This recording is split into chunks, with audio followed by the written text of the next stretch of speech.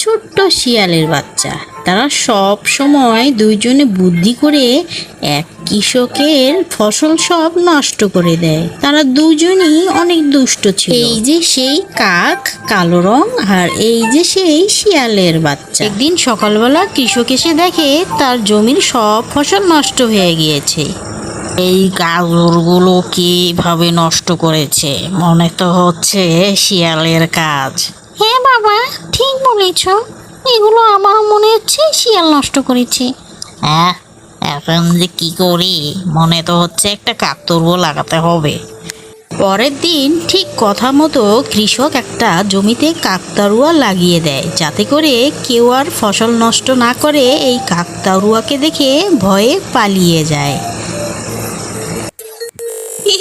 ও বাবা, কেন রে? কি এটা রে? ভয় লাগছে, মনে তো হচ্ছে মানুষ দাঁড়িয়ে